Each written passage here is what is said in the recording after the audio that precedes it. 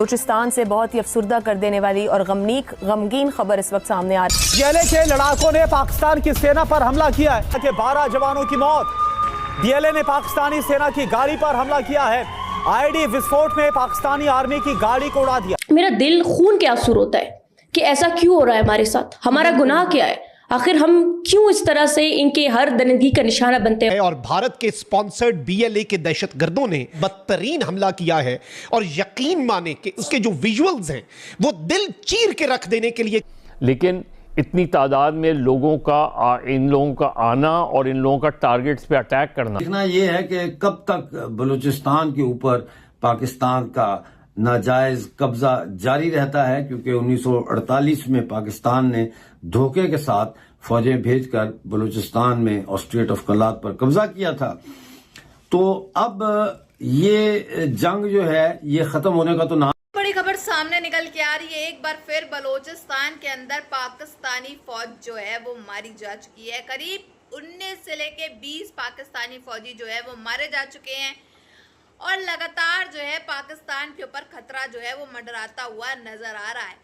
जिस तरह से पाकिस्तान हर किसी से पंगे लेता है, दहशतगर्दी करता फिरता है इधर उधर, तो लगातार तहरीके तालिबान वाले, बलूचिस्तान वाले, बीएलए वाले जो है इनको लगातार ठोकते चले जा रहे हैं और ये हाथ पे हाथ धरे बैठे हैं। इनके पाक फौजी ज्यादा में ज्यादा रोज मारे जा रहे हैं और इनको इससे 1% भी फर्क नहीं पड़ रहा है, क्योंकि इनके खुद के अपने घर वाले तो ये हैं नहीं और इनको कहना है कि जितने मारे जा रहे हैं मारे जाएं, हमारा इससे कोई लेना देना नहीं है। तभी तो पाकिस्तान के अवाम का कहना है कि हम क्यों इसमें पीस रहे हैं, मेरे तो खून की आंसू की नदियां बह रही हैं कि आखिर हमारे साथ ही ऐसा क्यों हो रहा है, हमको ऐसी हुकूमत क्यों मिली है आखिरकार, जो उसको फर्क ही नहीं पड़ता कि उसके मुल्क में क्या हो रहा है। बलूचिस्तान लहूलुहान हो चुका है। पाक फौज के जवानों की शहादतें वहां से मौसूल हो रही हैं और जंग वहां पर जारी है। रॉकेट लॉन्चर्स के जरिए हमला किया गया है। तो बतौर एक बलूचिस्तानी बेटी मेरा दिल खून के आंसू रोता है कि ऐसा क्यों हो रहा है हमारे साथ, हमारा गुनाह क्या है, आखिर हम क्यों इस तरह से इनके हर दरिंदगी का निशाना। कुछ ताज़ा हमले हुए हैं बलूचिस्तान में और बन्नू में। जो ताज़ा हमले हुए हैं ये बलूचिस्तान के शहर खुजदार में और खैबर पख्तूनख्वा के जनूबी शहर बन्नू में हुए हैं। देखना ये है कि कब तक बलूचिस्तान के ऊपर पाकिस्तान का नाजायज कब्जा जारी रहता है, क्योंकि 1948 में पाकिस्तान ने धोखे के साथ फौजें भेजकर बलूचिस्तान में ऑस्ट्रेट ऑफ कलात पर कब्जा किया था। अब हमें इसके लिए ज़ाहिर है एक्स्ट्रा अलर्ट, हमारी सिक्योरिटी फोर्सेस को भी, इंटेलिजेंस इदारों को भी एक्स्ट्रा अलर्ट रहना पड़ेगा। लेकिन इतनी तादाद में लोगों का इन लोगों का आना और इन लोगों का टारगेट्स पे अटैक करना, बलूचिस्तानी नौजवानों को अपनी दरिंदगी का निशाना बनाना, हर तालिब इल्म को अपनी बर्बरियत का निशाना बनाना और बलूचिस्तान के नौजवानों को अगवा करना, जबकि हम बलूचिस्तान की बेटियां अफसोस महसूस करती हैं कि कहाँ है वो इंसानी हकूक़ के अलम बरदार, कहाँ है वो दुनिया के ह्यूमन राइट एक्टिविस्ट कि आकर बोले कि इन मासूम नौजवानों क्यों आखिर अपनी दरिंदगी का निशाना बनाते हो। अगर पाकिस्तान करवाना चाहे तो पाकिस्तान की कैपेसिटी बहुत ज़्यादा है, ठीक है, लेकिन पाकिस्तान नहीं करवा रहा और उसकी वजह यही है कि पाकिस्तान ने उसकी माजी में जो जिसे कहते हैं ना वो एक सज़ा भुगत ली है कि हम दहशतगर्दी से मुतासर भी हुए और पाकिस्तान जो है वो मिलिटेंट ऑर्गेनाइजेशन जो कश्मीर में ऑपरेट कर रही थी वो यूएन सिक्योरिटी काउंसिल ने इसको डेजिग्नेट करवा दे दिया। अब इंडिया जो है फॉर एग्जांपल वो ये कह रहा है कि मिसाल के तौर पर उन्होंने कहा जी कल बीएलए ने कहा जी हमने कल लात में एक हमला किया है, पाकिस्तानी फ़ौज जो है के लिए बलूचिस्तान की शाहराहें गैर महफूज ये थी कि ये तहरीक तालिबान, बीएलए और टीटीपी और उनके पीछे तालिबान हुकूमत और उनके पीछे हिंदुस्तान।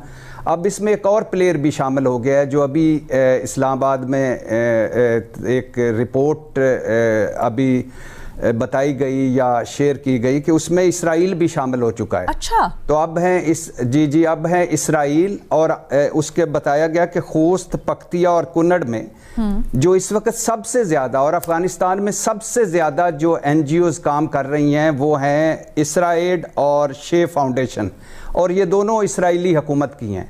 बात तो ये है कि दिल दुखी है, ये बलूचिस्तान पर हमला नहीं हुआ, पाकिस्तान पर हमला हुआ है। शहीद होने वालों को सलाम और उनकी फैमिलियों के साथ हमदर्दी। वतन की खातर अपनी जान कुर्बान करने वालों को सलाम, और जो इस वक्त भी जान हथेलियों पर रख कर इन बुज़दिल दहशतगर्दों के ख़िलाफ़ सफ़ आ रहे हैं उनको भी सलाम। ये बुज़दिल दहशतगर्द हैं जो निहत्ते मासूमों को मारते हैं, ना ये मुसलमान कहलाने के काबिल हैं और ना ये इंसान कहलाने के काबिल हैं। वो उसके जनाजे पढ़वाते हैं। ये नहीं होता कि बंदे शहीद हों तो उनको ऐसे ही दफना दिया जाए। नो, एक एक डेड बॉडी उस गांव में जाती है, भले उनका ताल्लुक़ कश्मीर से हो, भले उनका ताल्लुक़ पंजाब से हो, सिंध से हो, जहाँ से भी हो। रिसेंटली जैसे BLA ने कुछ पंजाबी जो सफ़र कर रहे थे तो उनकी बीवियों के सामने उनके हस्बैंड को कत्ल कर दिया, ठीक है, या माँ के सामने बेटे को कत्ल कर दिया। तो this has been BLA doing this for long time, because मैंने बार बार आपको एक चीज़ बताई थी, why BLA is successful in Balochistan. One reason, terrain.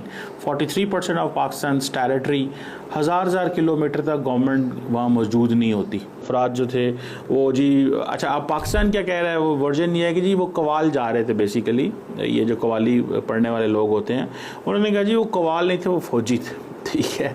तो वो फौजी कैसे होंगे? Pakistan, how can Pakistan change the entire जो होता है फॉर प्रोफेशनल फ़ौज जो होती है, वो इस तरह की चीज़ नहीं करती कि वो कवालों को फौजी कह ले और फौजों को कवाली कह ले।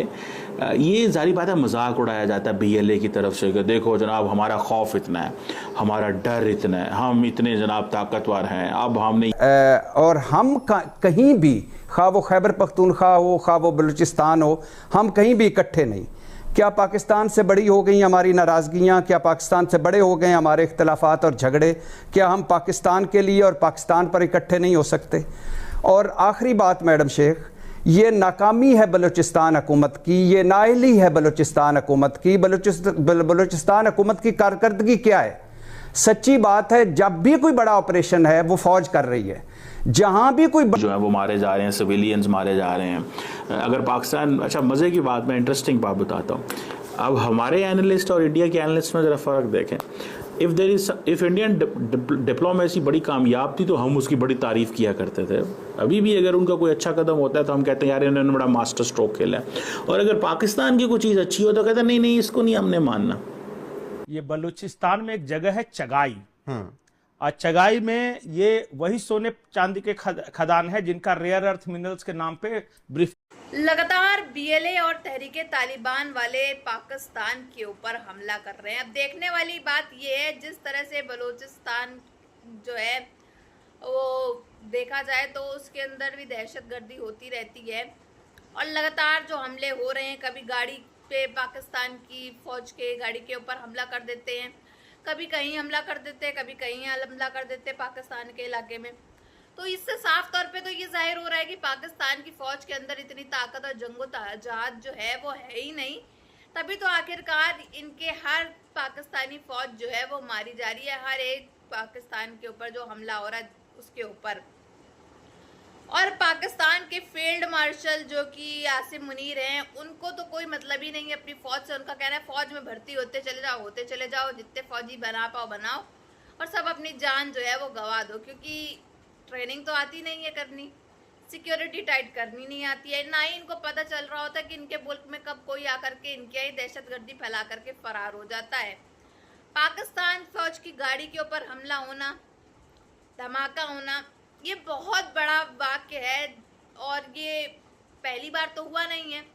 तो इन पाकिस्तान के मिनिस्टर्स को, आसिम मुनीर को आदत सी बन चुकी है, क्योंकि हर बार कोई ना कोई इनको बजा करके चला जाता है। बस बात वहाँ तक नहीं आनी चाहिए इनके ऊपर तक, बाकी इनको जो करना है वो करो। इनका कहने का मतलब है कि हमारे फौजी मारने हैं, मारो जाके, हमारे ये मारने हैं वो मारो, बट हमारे ऊपर 1% भी जो है हमला नहीं होना चाहिए, वरना ये बंकर के अंदर जा कर के छुप जाते हैं। ये तो सूरत हाल है इनके। ड्रोन मिसाइलें गिरेंगी तो बंकर में छुप जाएंगे, कुछ भी होगा, ये बम आधे ज़्यादा टाइम ये बंकर के अंदर ही मिलते हैं, क्योंकि इनको पता है इनकी जान को भी खतरा है। जब पाकिस्तान के अंदर आकर के घुस के तरीके तालिबान वाले मार सकते हैं तो ये कौन सी बड़ी तोप चीज़ है। बाकी आपकी क्या राय है कमेंट बॉक्स में ज़रूर बताइएगा। वीडियो अच्छी लगी हो तो like share and comment and subscribe please.